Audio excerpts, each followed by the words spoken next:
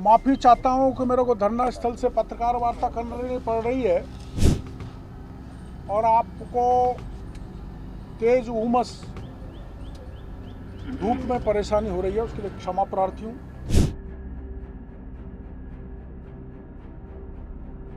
वो 3,500 करोड़ का घोटाला गहलोत साहब ने दबा दिया।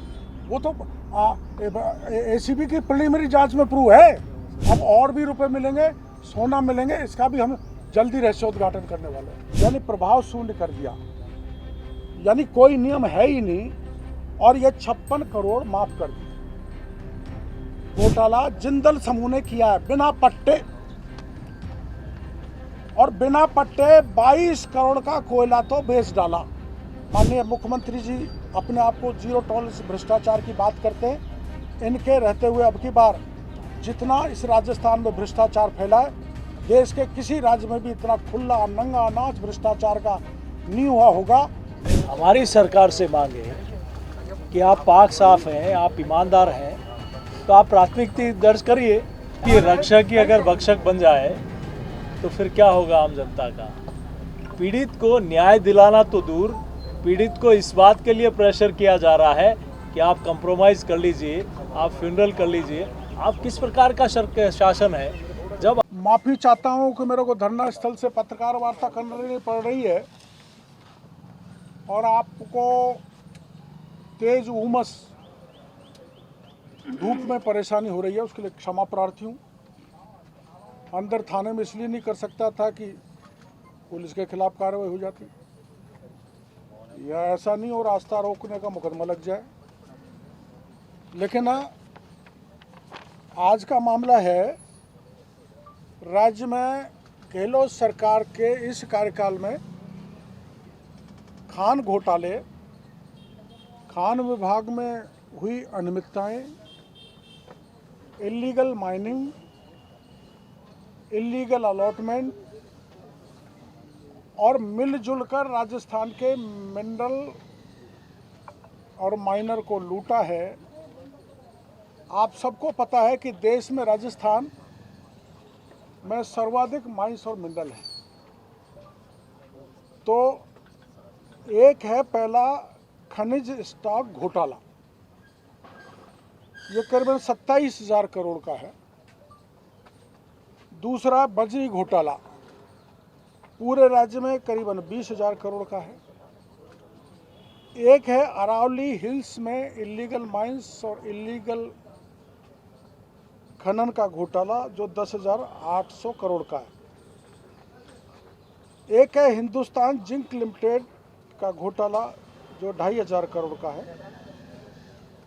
दूसरा जालीपा कॉल घोटाला जो जिंदल का है, ये 2,400 करोड़ का है। एक ERCC का घोटाला है जो करीबन 2,000 करोड़ का है। सीमेंट ब्लॉक का घोटाला है जो करीबन 1,000 करोड़ का है।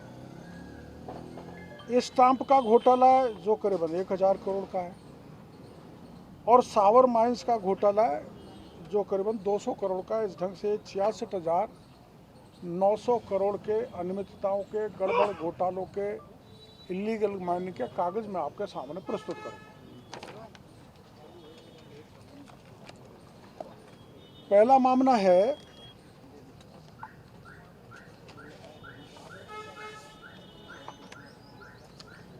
ये CAG की रिपोर्ट।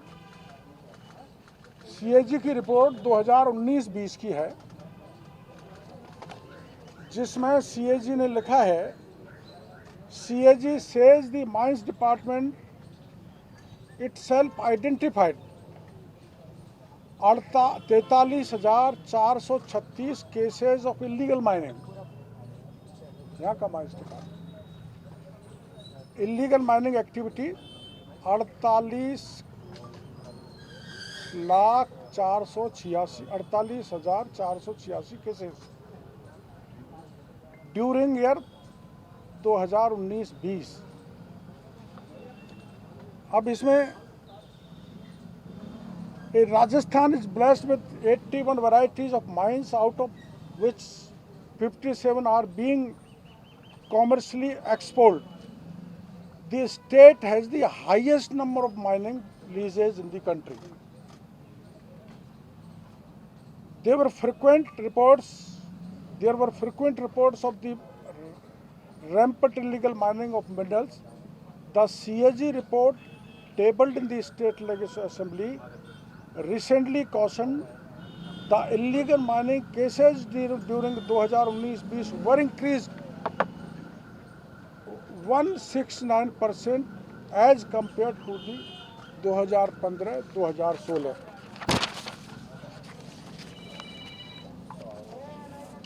पहला मामला ये है।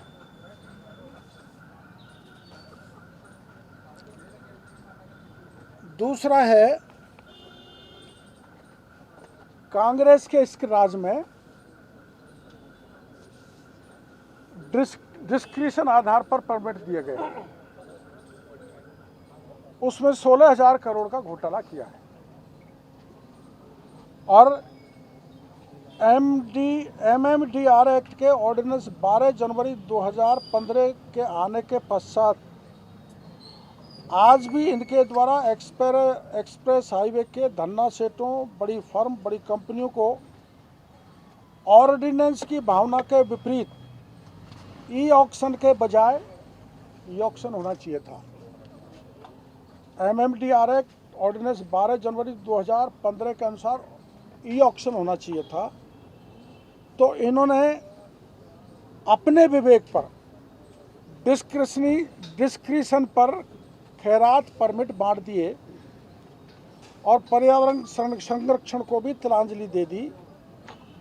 इस परमिट में गोडाउन संरक्षित क्षेत्र भी है, प्रतिबंधित अरावली हिल्स भी हैं, चरागाह है।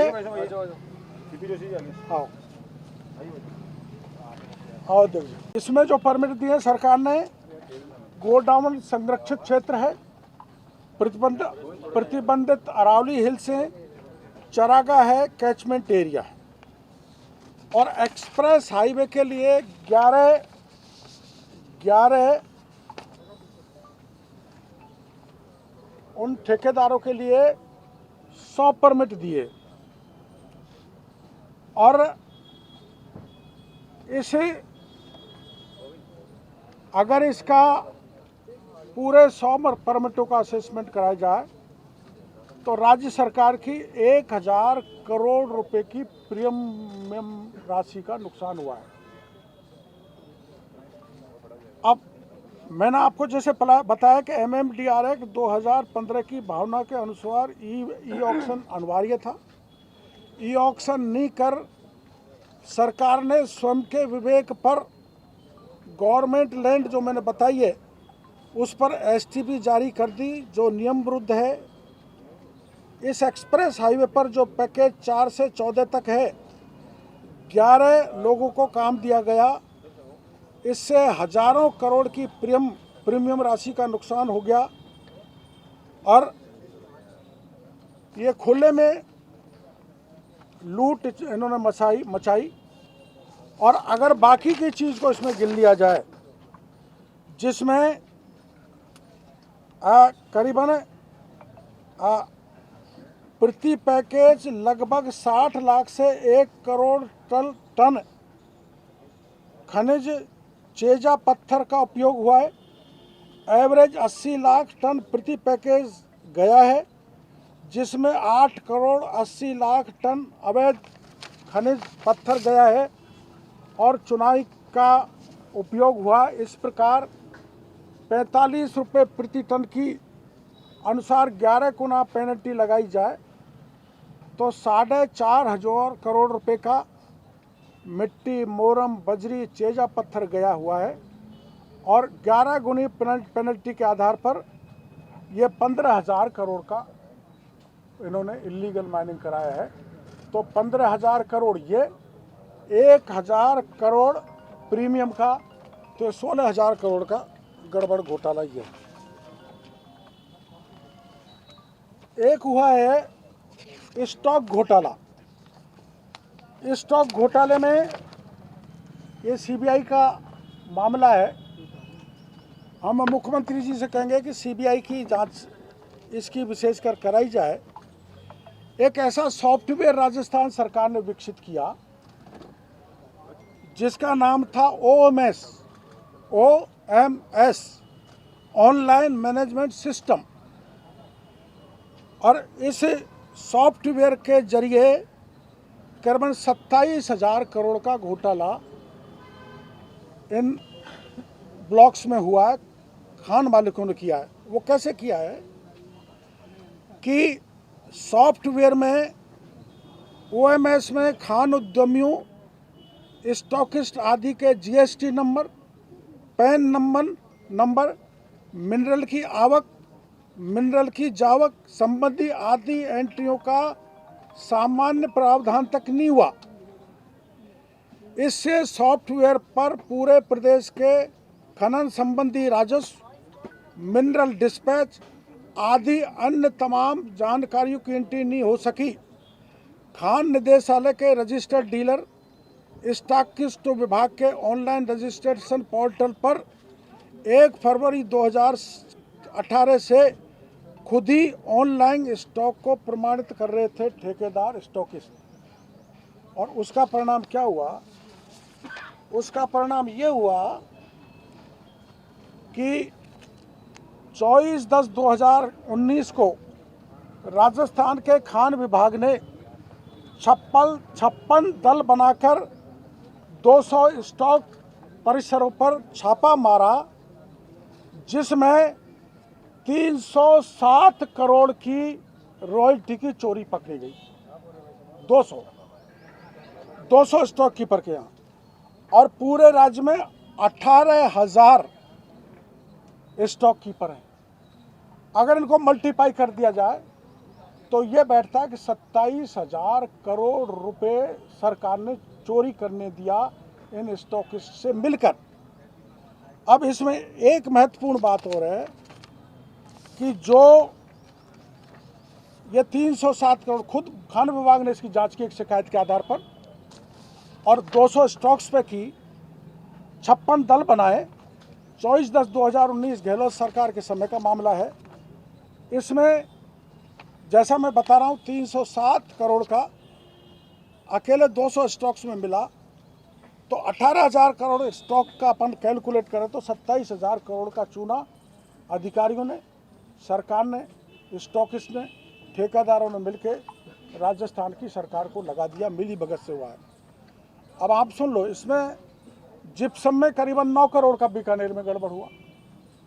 ऑनलाइन प्रक्रिया को आनंद फानन में बिना नियमों के स्टॉकिस्ट डीलर्स की इच्छा पर ही छोड़ दिया गया।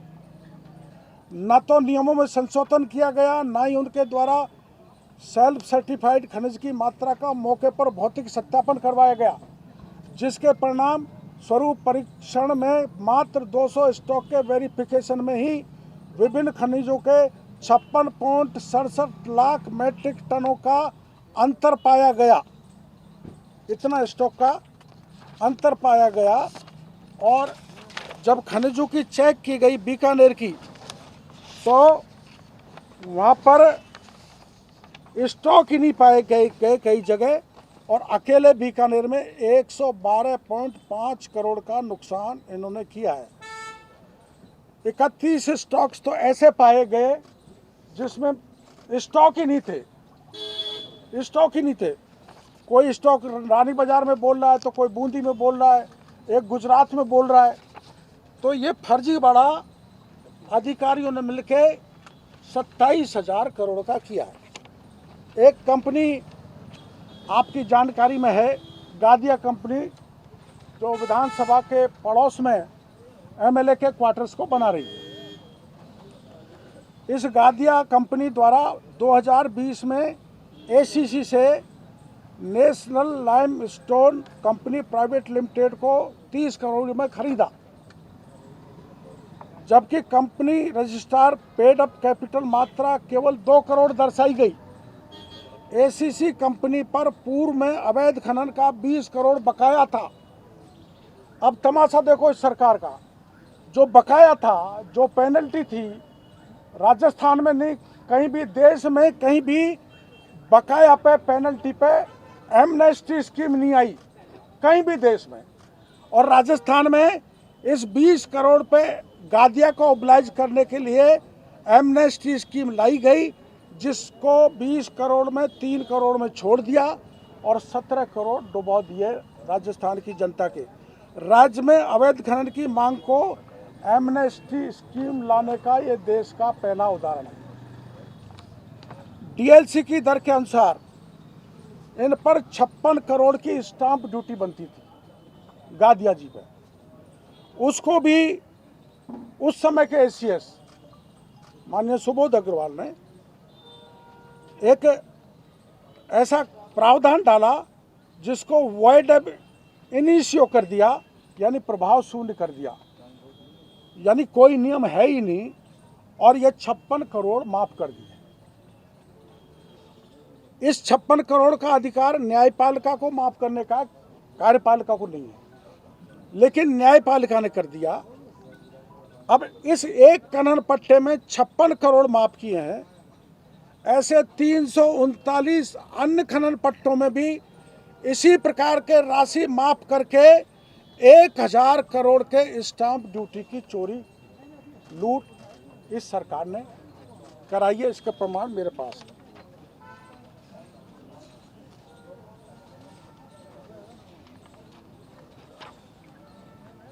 अब एक है 2000 करोड़ का ईआरसीसी घोटाला। ईआरसीसी तो आप जानते होंगे, एक्सेस रॉयल्टी कलेक्शन कॉन्ट्रैक्ट होता है। इसमें प्रमुख तरफ से 3 कंपनियों की मोनोपोली है, गैलेक्सी माइंस, देव दशरथ कस्टम मिनरल्स। हर ईआरसीसी का ठेका हर वर्ष 1 अप्रैल से दिए जाने वाले ठेके की कार्रवाई 31 दिसंबर से प्रारंभ कर दी जाती है, जिसे नो बिड होने की स्थिति में, माना कोई नहीं आए बिडर, तो नो बिड होने की स्थिति में 3 माह की अवधि में लगभग 6 बार ठेके की नीलामी की जा सकती है, 1 अप्रैल तक, और प्रभावी हो सकती है।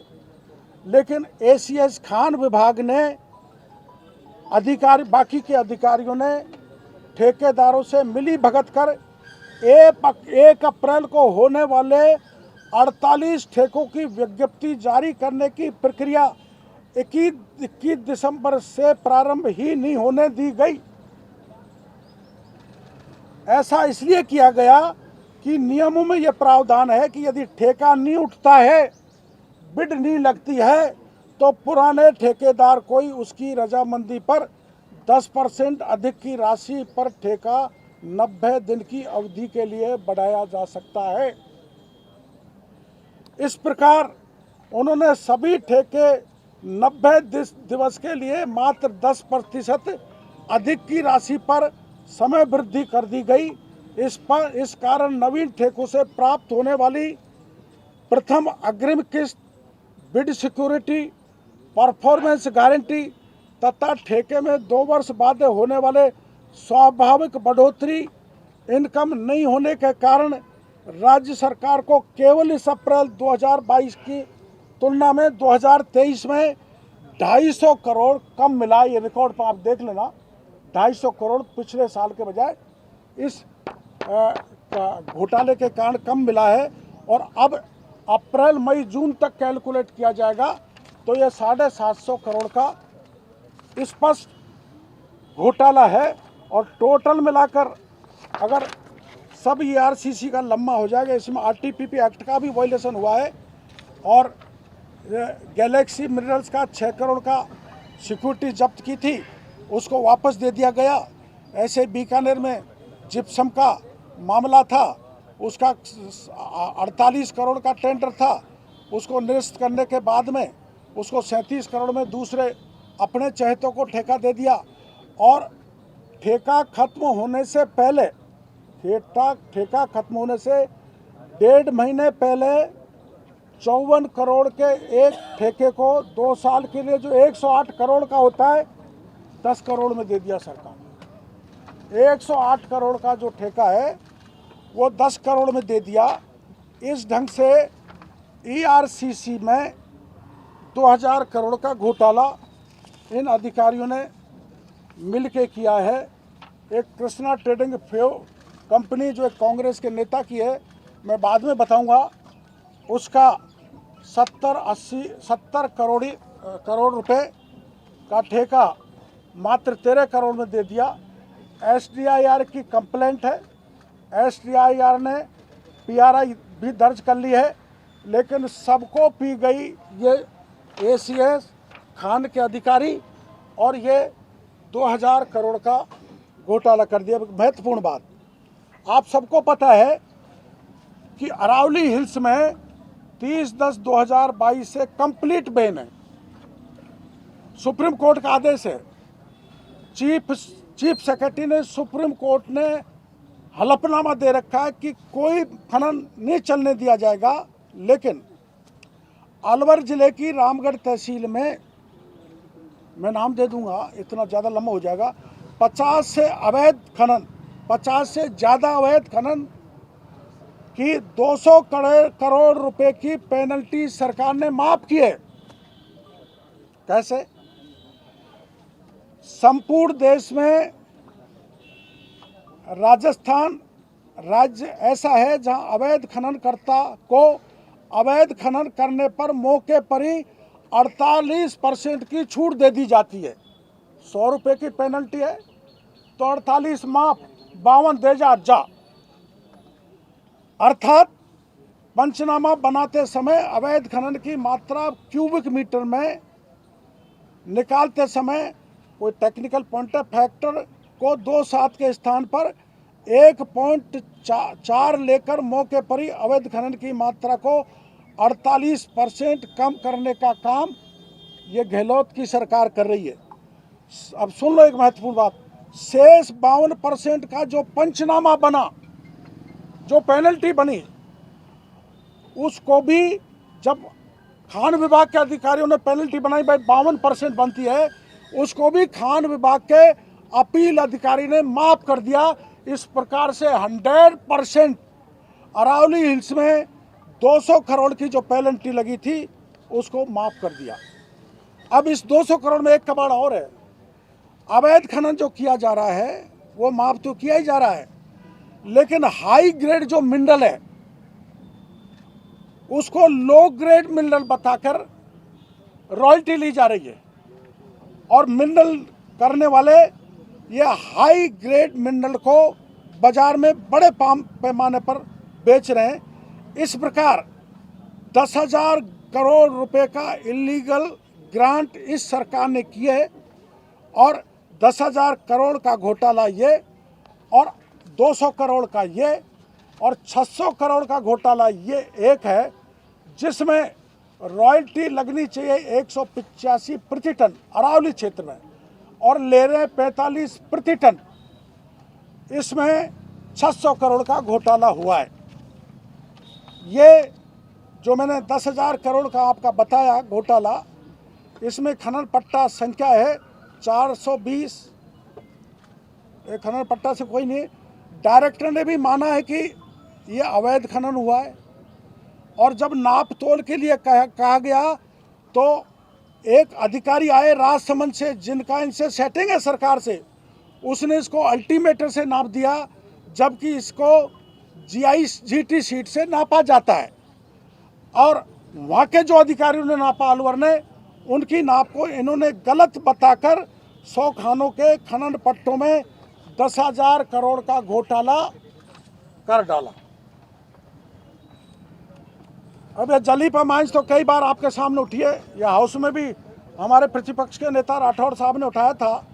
इसमें 24,000 करोड़ का घोटाला जिंदल समूह ने किया है बिना पट्टे, और बिना पट्टे 22 करोड़ का कोयला तो बेच डाला, ये इसके कागज हैं। और अवैध लिग्नाइट कितनी निकली? करीबन 229 करोड़ की, रॉयल्टी 137 करोड़ की। और बाड़मेर लिग्नाइट माइन कंपनी से ये रकम वसूली जानी थी जो नहीं वसूली गई, और पट्टा RSMML के नाम था और खनन BMSL ने किया है। भारत सरकार ने BLMC को पट्टा हस्तांतरण की अनुमति नहीं दी उसके बाद भी पट्टा हस्तांतरण कर 2400 करोड़ का घोटाला कर दिया। इसी प्रकार के हिंदुस्तान जिंक लिमिटेड द्वारा 2500 करोड़ का घोटाले के कागज लिए इसी सरकार ने।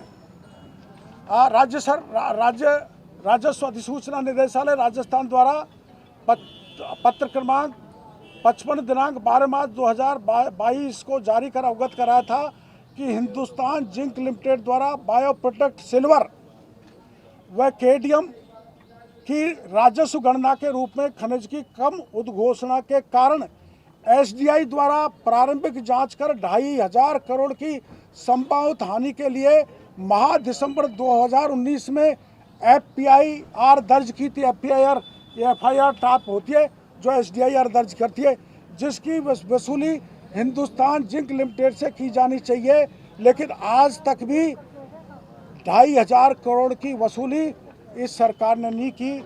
यह है state directorate of revenue intelligence SDRI, जैसे ईडी होती है वैसे रेवेन्यू लॉसेज का पता करके देती है। 2500 करोड़ की रिकवरी गहलोत सरकार के खान के अधिकारी और ये अपने एसीएस सुबोध अग्रवाल ने नहीं की।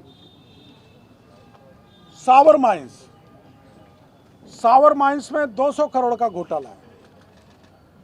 इलीगल माइनिंग की जांच हेतु डायरेक्टरेट ने 2 कमेटी बनाई इसी गहलोत राज में, जिन्होंने करीबन 200 करोड़ की इलीगल माइनिंग पाई गई। कमेटी ने इस अवैध खनन की रिकवरी आज तक इस सरकार द्वारा करना तो दूर की बात, इन्होंने ई ऑक्शन करना था, वो ई ऑक्शन नहीं करके 500 करोड़ का घपला अलग कर दिया। और ये जो 200 करोड़ मैं बता रहा हूँ इलीगल माइन का, इस सरकार ने वो 200 करोड़ को माफ़ भी कर दिया। इसके कागज़ भी हमारे पास ही हैं। और अभी बहुत मसाला है।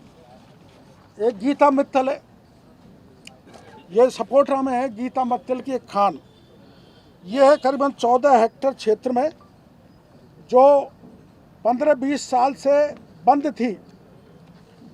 और इस सरकार में वहाँ के माननीय विधायक जो मंत्री भी हैं, उन्होंने इसको बहाल करा दिया और अपने नाम भी डीड करवा ली। वो मैं बाद में आपको पत्रकार वार्ता में दूंगा। राजस्थान सरकार के मंत्री, गहलोत सरकार की अगुवाई में अधिकारी, कॉन्ट्रैक्टर, ठेकेदार मिलकर कुल जो मैंने आपको बताया 67,970 करोड़ का अकेला खान का घोटाला इस गहलोत सरकार में। घोटाला means illegal allotment, illegal mining और अवैध निकासी और रॉयल्टी को माफ़ कर देना, और जो पेनल्टी बनी है उसको भी एमनेस्टी स्कीम लाकर माफ़ करने का घोर अपराध इस सरकार ने किया है। माननीय प्रदेश अध्यक्ष जी से मेरी बात हो गई थी, इसलिए आज ये जो 96,900 करोड़ का अलग अलग हमने घोटाला आपको दिया है, जिसमें खनिज स्टॉक का घोटाला है, बजरी घोटाला है, अरावली हिल्स का घोटाला है, हिंदुस्तान जिंक लिमिटेड का घोटाला है, जालीपा काल घोटाला है, कॉल घोटाला, ईआरसीसी घोटाला, सीमेंट ब्लॉक घोटाला, स्टाम्प घोटाला, साबर घोटाला, इसकी भी एफआईआर हम पुलिस थाने पर देंगे। आप इतनी तेज़ धूप में आपको तकलीफ हुई, परेशानी हुई, मेरी समझ में पहला मौका है कि आपको हमारे कारण सड़क पर खड़ा होना पड़ा। मैं सारे मीडिया से माफ़ी चाहता हूँ। हमारी पार्टी ने तय किया है कि अब हम इस भ्रष्टाचारी सरकार से सड़कों पर उतरकर आक्रामक लड़ाई लड़ेंगे। माननीय मुख्यमंत्री जी अपने आप को जीरो टॉलरेंस भ्रष्टाचार की बात करते हैं। इनके रहते हुए अब की बार जितना इस राजस्थान में भ्रष्टाचार फैला है, देश के किसी राज्य में भी इतना खुला नंगा नाच भ्रष्टाचार का नहीं हुआ होगा। और हम कल से बैठे हैं, जो फर्जी कंपनी फर्जी डॉक्यूमेंट लाके 900 करोड़ के टेंडर ले लिए, फर्जी कारस्तानी कर दी। 420-467 का मुकदमा हम दर्ज कराना चाहते हैं, पुलिस नहीं कर रही। और इसी ढंग से जो आरटीपीपी एक्ट होता है उसका वॉयलेशन करके टेंडरों की पुलिंग कर दी। 20,000 करोड़ के टेंडर की पुलिंग कर दी, जिसमें 30 से 40% अबोव टेंडर चले गए और हज़ारों करोड़ का नुकसान हो गया। और पत्रकार वार्ता करने या सूचना देने के बाद में उन्होंने टेंडर निरस्त कर दिए। जैसे कल महेश जोशी जी ने कहा था, टेंडर निरस्त कर देने से काम नहीं चलता। कोई मोटरसाइकिल ले जा रहा है और नियम का वायलेशन कर रहा है और उसको हेड कांस्टेबल या थानेदार माफ़ कर दे तो इससे काम नहीं चलने वाला। ये भ्रष्टाचार है 20,000 करोड़ का।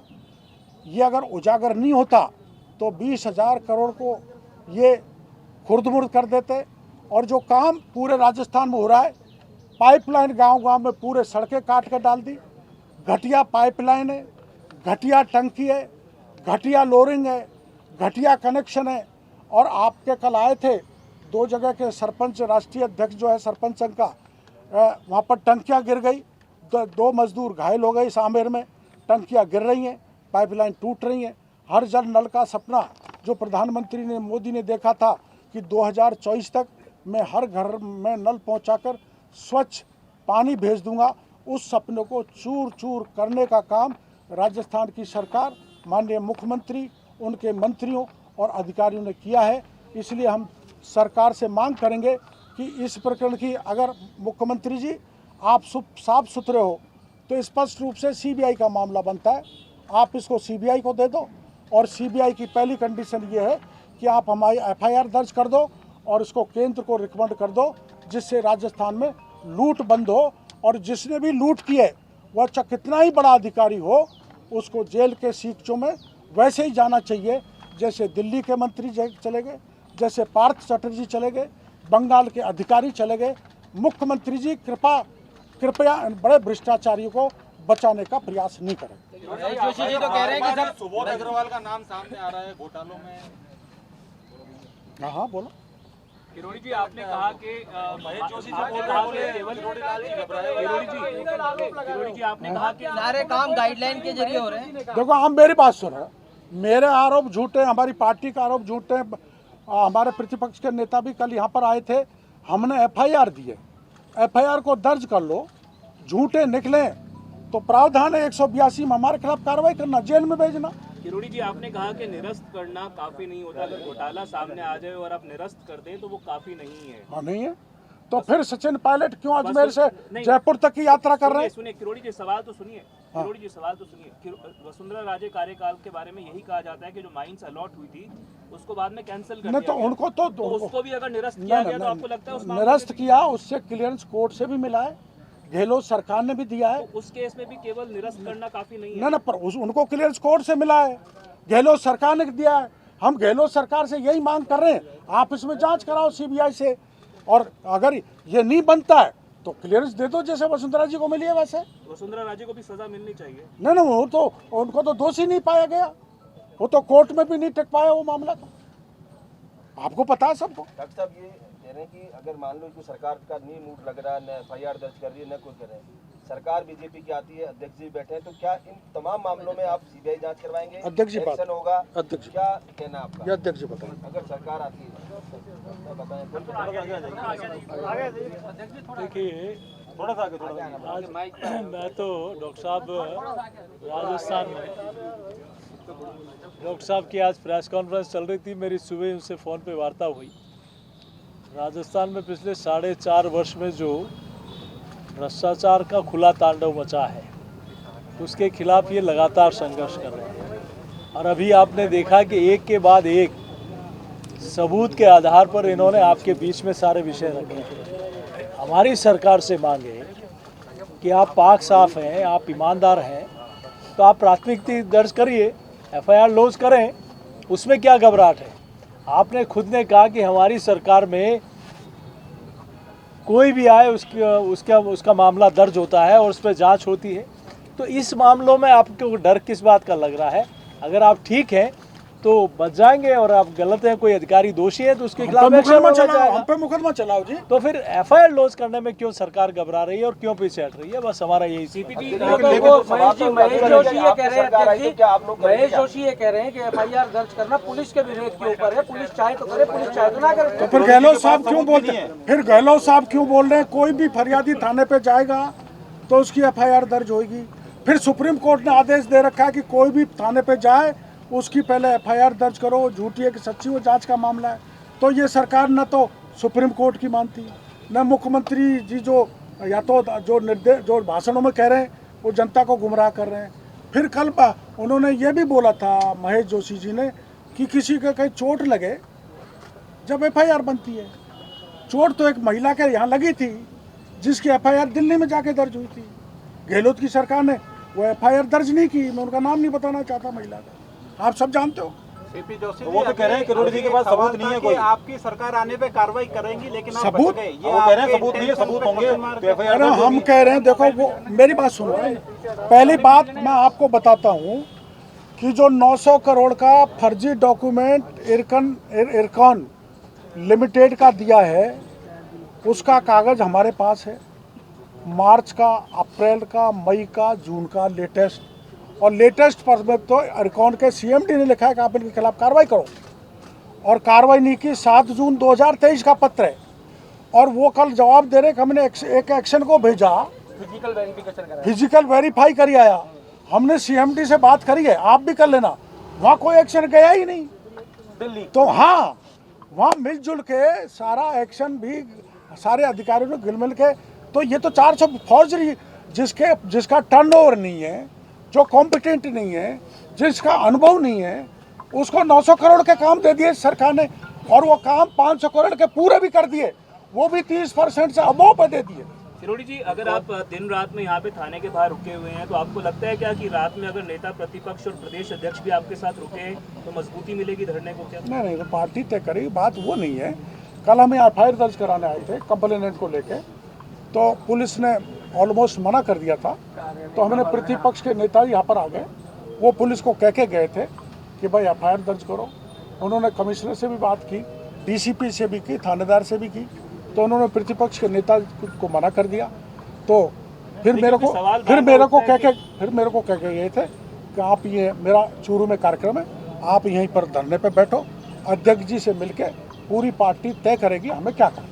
बीजेपी के बार बार सवाल ये खड़ा उठता है कि आप सबसे आगे रहते हैं, बाकी नहीं, मेरे को इस मामले में नहीं, गलत बात। मैंने अध्यक्ष जी से पूछा था जल जीवन मिशन का घोटाला, अध्यक्ष जी मैं उसको पत्रकार वार्ता करना चाहता हूँ। इन्होंने कहा करो। हमारे महामंत्री हमारे साथ बैठे थे। फिर मैंने कल इनसे बात किया था कि हम FIR दर्ज कराने जाएंगे, CVC में भी जाएंगे, तो उन्होंने कहा जाओ और बिल्कुल FIR दर्ज कराओ।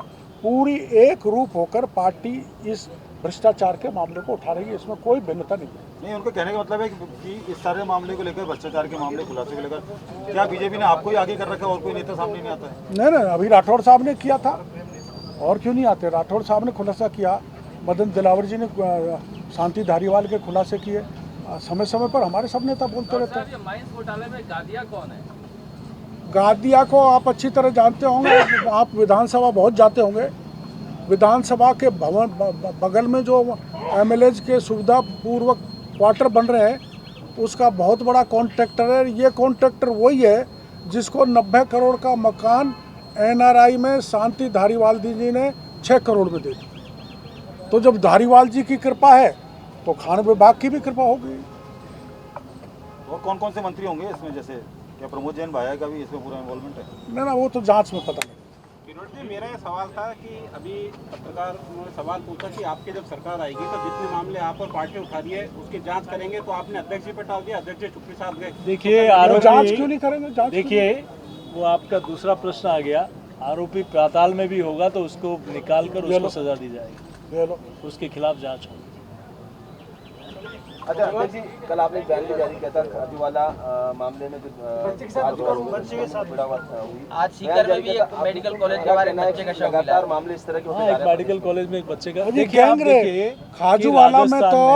खाजूवाला में तो बच्ची कंप्यूटर सीखने जा रही थी, 20 साल की थी, और रास्ते में पकड़ा दरिंदों ने, जिसमें 2 पुलिस के सिपाही भी थे। गैंग रेप किया उसके साथ, और गैंग रेप के कारण वो मर गई। गृह मंत्री बहुत दलित राष्ट्रीय 80 की बात करते हैं।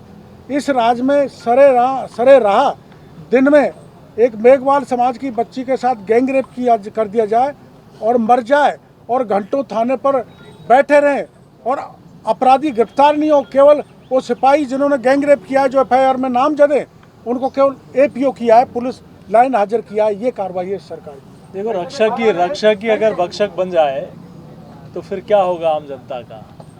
पीड़ित को न्याय दिलाना तो दूर, पीड़ित को इस बात के लिए प्रेशर किया जा रहा है कि आप कंप्रोमाइज़ कर लीजिए, आप फ्यूनरल कर लीजिए। आप किस प्रकार का शासन है? जब आप पीड़ित है तो उसको जस्टिस मिलना चाहिए, न्याय मिलना चाहिए, अपराधी गिरफ्तार होने चाहिए, उनको सहायता मिलनी चाहिए, वो तो दूर। लेकिन आप कहीं न कहीं अपराधियों के साथ खड़े नज़र आते हो। जिस प्रकार से रीट पेपर लीक मामले में भी अपराधी खुलेआम घूमते हैं, उनको संरक्षण है, ऐसे ही कहीं न कहीं अपराधियों के साथ सरकार खुलेआम खड़ी नज़र आ रही है। वैसे वहाँ पे भाजपा इस तरीके के धरने पे क्यों नहीं? किससे कहा? किससे कहा? हमारा पूर्व विधायक वही है, हमारे पूर्व संसदीय सचिव, पूर्व विधायक, सब लोग और पार्टी के सब लोग बैठे हैं वहाँ, कल से बैठे हैं। लगातार मुख्यमंत्री कहते आ रहे हैं कि बीजेपी अनर्गल मामले उठाती है, सब न्याय, जहां भी कोई अपराध होता है सरकार त्वरित रूप से कार्रवाई करती है, और लगातार आरोप, केवल बीजेपी का काम आरोप लगाना। देखिए, अगर आरोप लगाना है तो आरोप की जांच करा लीजिए। आरोप का अगर आप ठीक है तो पाक साफ हैं, और आप अगर दोषी हैं तो सजा मिलेगी। उसकी जांच क्यों नहीं कराते?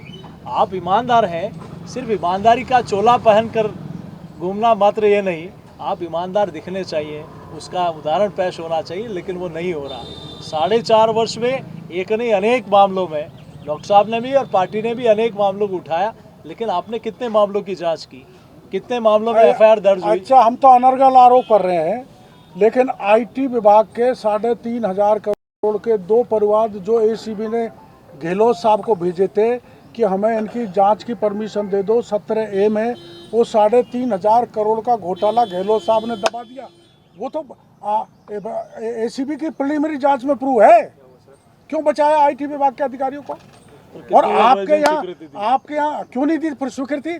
और आपके यहाँ देश में कहीं ऐसा नहीं होगा कि शासन सचिवालय में 2 करोड़ 40 लाख रुपए मिले और सोना मिले। अब और भी रुपए मिलेंगे, सोना मिलेंगे, इसका भी हम जल्दी रहस्योद्घाटन करने वाले हैं। सर, एक सवाल मेरा ये है कि आपने बचपन में जो प्रजाति के वन्य जीव और वन पेड़ देखे थे वनों में, वो सारे वन के पेड़ और पर्यावरण ये सब नष्ट हो गया। सुनो, आपने इस बारे में किसी को एक्शन लिया क्या सर? Hello sir.